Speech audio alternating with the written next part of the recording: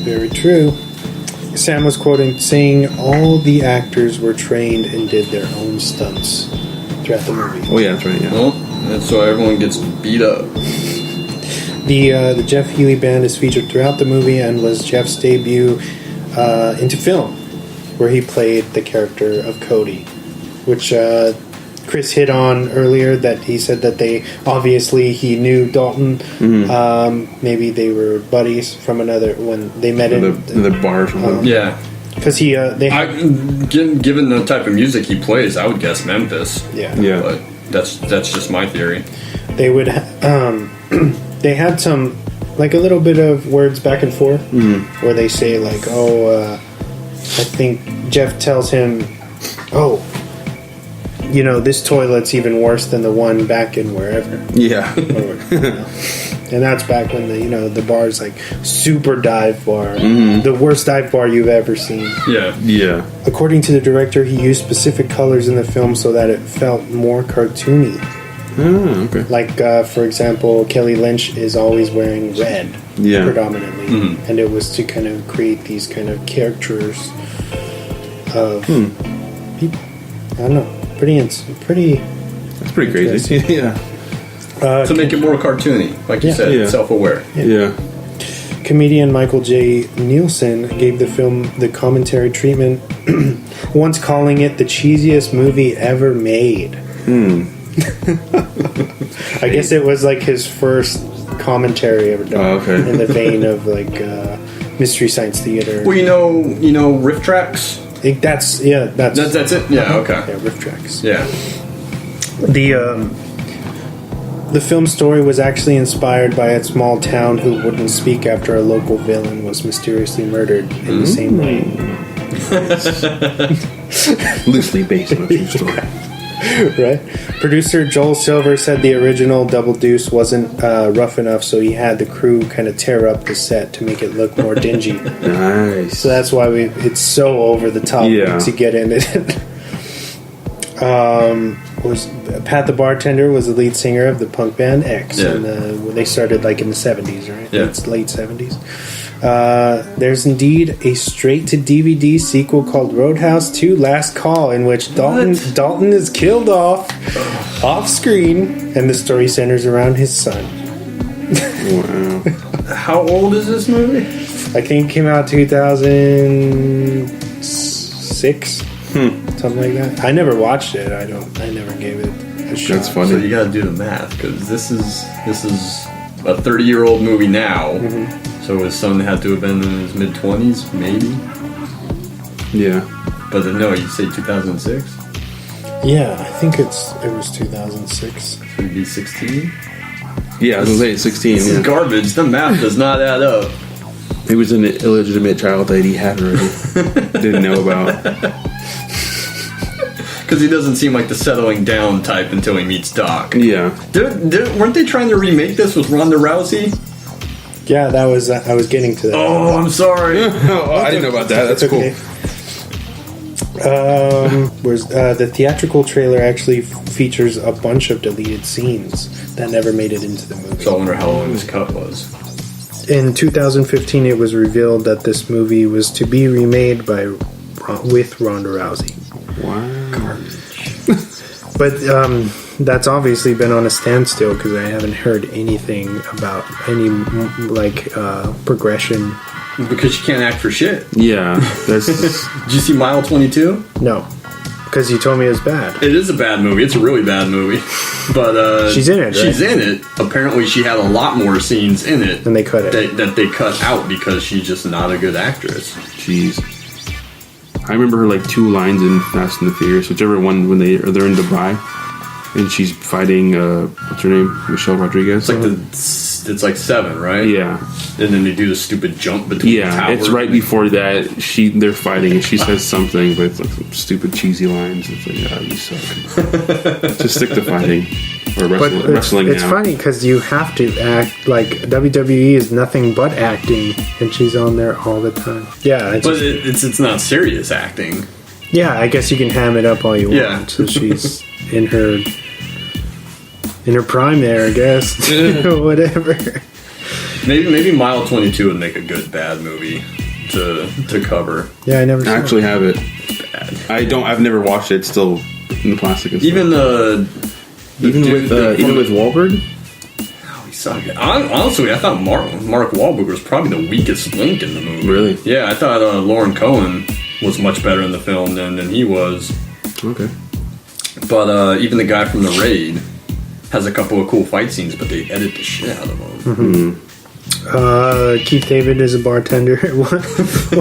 Once the bar gets an upgrade, which is fucking random, because his character really goes nowhere. He had to have scenes that were cut out of the movie or something because It has to because he's too big of an actor. Yeah, exactly. Even at that time. Yeah, Which he was doing stuff. yeah, to be just in the background with 2 lines. And my final one, that I can think of right now, Swayze actually needed bodyguards because of women sneaking onto the set Wow. to get to him. Well, you're right. That was post Dirty Dancing, so He's a hot commodity. He was a heartthrob. Yeah. For sure. Dang. So you covered one of mine, which was he couldn't do Predator, Tango and Cash because he was injured. But we mentioned the blonde, the blonde that's there in the beginning, and then she kind of seems like she's Wesley's Like side piece or something. Yeah, like Because it's not a she's real the relationship. trophy Yeah. girlfriend. Yeah. And after she does the dance in the bar, and Wesley wants to see Dalton, which is a funny scene because he's just laying out there on the car, and then the two lackeys drive up, Yeah. and say Wesley wants to see you. And when he jumps off, they bounce back. flinch They're and like, jump oh, back yeah, they get ready to think he's fight. gonna beat him up. But when he goes to Wesley's house, she's doing aerobics, Yeah. and She's all beat up. yeah, you can tell she's got a black eye. And it was because she had just came on to him the night before. Yeah, And we were talking about that. Like, what is she to Wesley? And because it almost seemed like she was Jimmy's girlfriend because That's what he's the I one thought. that got mad and pulled her out of the bar when she was kind of coming on to Dalton. maybe. I don't know. But they get to Wesley's house and she's You- doing the aerobics in Wesley's house. You see her with Wesley more than anybody else. Yeah. Because when they have that little party towards the beginning, and Yeah. he's watching them from across the bay Yeah. or whatever. She's in there. She comes out and she's holding Wesley's by the arm and stuff, and so. I just wanted to say that she's actually a stunt woman. No, really. Yeah. Oh. Yeah, she's acting in a couple things, but she's actually a pretty big stunt woman. I didn't know that. Yeah, Crazy. Julie Michaels. Do you know how old she was in this film? I don't know, but we can do some math on the IMDb. Because she looked pretty young. Yeah. Maybe 25. So it's like 27. She, according to IMDb, she's also the girl that fights with Keanu Reeves in Point Break when they raid the house. Oh, yeah. IMDb doesn't list the date of birth for her, so I don't know, but I think her film roles go back about as far as Roadhouse, but she's still currently working as a stunt woman. It's interesting because in Roadhouse, she doesn't do any stunts, Yeah. right? No, she might have just been an actress, but That's she might have just been strictly an actress on that film, but yeah, she's a stunt woman. crazy. I had no idea. I did not until I looked that up. That's pretty cool. What else? Was that the last? That was the only one that I had because I blew up 2 of your other Swamp facts. That's all right. Man. It's cool to integrate them just into the regular show too. When Sam Elliott, when Garrett rolls up to the double deuce and he gets out and he looks up, does he say the double douche? Yeah, he does. He goes, "Oh, the double douche." Double douche. Because for a second there I thought that's just his deep voice. Yeah. No, I That's considered. just the way, but No, I considered naming the episode that. I was thinking that. Oh, that's funny. That brings funny. Maybe I'll go back. Maybe I'll Go just back name and recut it. I'll name that. I'll name it that. I'll misspell it on purpose. The double douche. Everyone will miss. Oh, I think you spelled that wrong, buddy. Or did I? Nope. It's a reference. You have to be careful because my buddy, the one who does the podcast, he named a title of something, and then they like iTunes didn't like it, so they took his whole like page off of like the podcast. That's why I wasn't able to find him. Yeah, I was looking for him like 2 weeks ago, and I was actually wrote him. I'm like, dude, what happened to your podcast? And he's like, oh yeah, we got into some trouble. Trying to get back on. Wow. Maybe you should keep it clean then, Swan. All right. Don't risk losing the show. But it's really called the Double Douche. Yeah. I wanted to give a shout out to that club. I've never been inside, but I always thought it was really cool. We actually have a Double Deuce in San Diego, really, downtown in the Gaslamp district. Yeah, and it's actually it's based, I think, on the film because if you go around the back, there's these big double doors, and they have like a wheat paste of Patrick Swayze. As Dalton, like this. That's cool. That's awesome. It's pretty rad. Yeah, it's a little like honky tonk looking bar. But, I always thought that was interesting. That's cool. The Double Deuce in San Diego. Go check it out. Tell us your experience. I can't vouch for them. But tell us your experience and tell if it was goody or not. Closing thoughts, guys? Definitely check this movie out if you haven't. It's pretty damn old, so I don't know why you haven't. 1989. 89. Yeah. What it precedes you. Yeah. Yeah, it's older than you. Yeah, a few months before I was even born. It's a year before I was born. I was in the womb.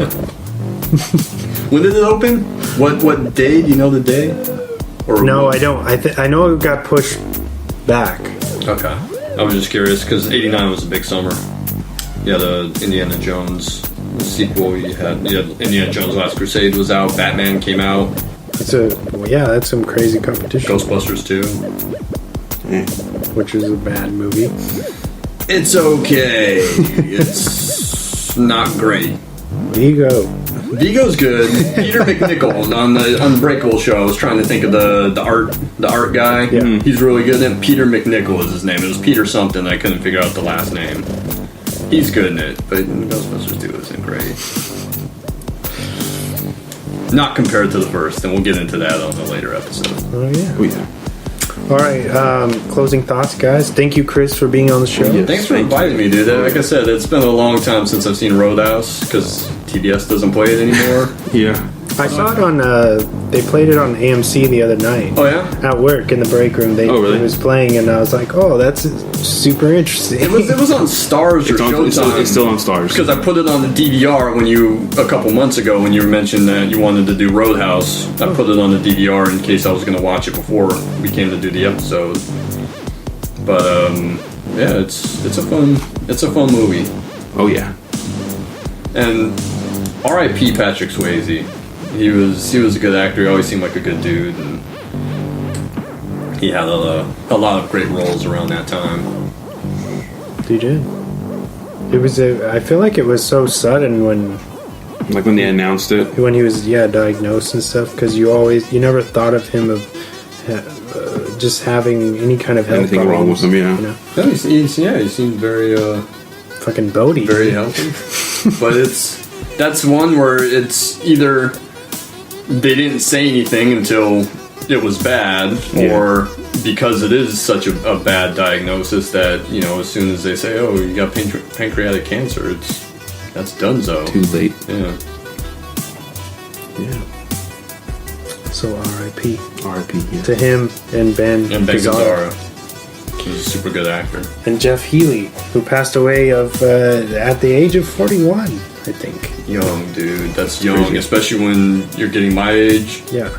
And between someone dying young, like the Luke Perry stuff last week. Yeah. Fuck. It's nuts. We actually talked about that too on the show, right? Yeah. And then the dude from the dude from The Prodigy. Did you hear about that? Yeah. What, Keith Flint? Mm-hmm. Yeah. That he took his own life. Yeah. Or something. Were you a fan of that group? Fan of the Land's a good record. Yeah. Next week? Next week, D3. By a special request of Diego, we are going to be doing Mighty Ducks.